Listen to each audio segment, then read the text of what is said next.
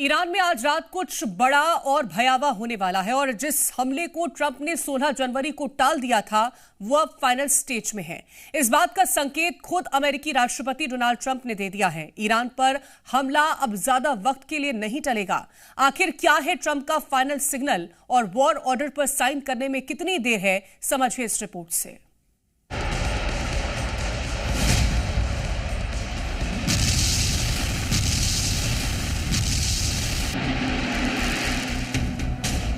Iran के supreme leader Ayatollah Khamenei से खुन्नस इतनी गहरी है कि डोनाल्ड ट्रंप का मूड ईरान पर एक बार फिर से स्विंग कर रहा है। इसका पहला संकेत मिलता है अमेरिका के सबसे जंगी बेड़े अब्राहम लिंकन की फाइनल मूवमेंट से, जो ईरान के बेहद करीब पहुंच चुका है।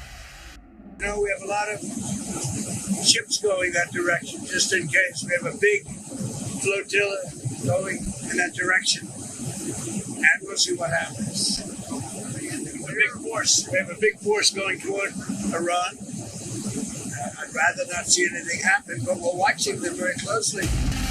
ईरान की तरफ बढ़ते जंगी बेड़े की पुष्टि ट्रंप ने दावोस में दी गई अपनी स्पीच में ही कर दी थी।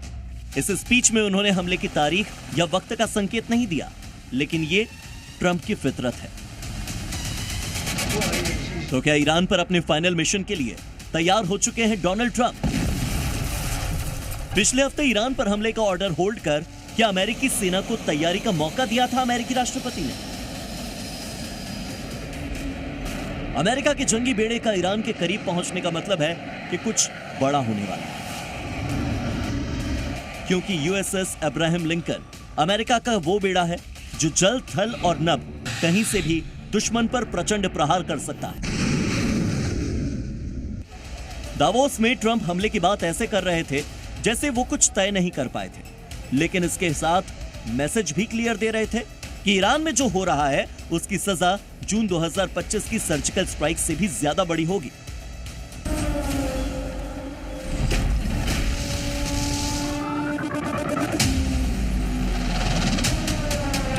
जून के हमले में अमेरिका ने जिस तरह B-2 बॉम्बर्स और बंकर बस्टर्स बॉम्ब्स का इस्तेमाल करते हुए 3 परमाणु ठिकानों को तबाह किया था, ईरान का पूरा डिफेंस इसके आगे चरमरा गया था। ईरान के एयर डिफेंस सिस्टम के लिए अमेरिका को रोकना मुश्किल है।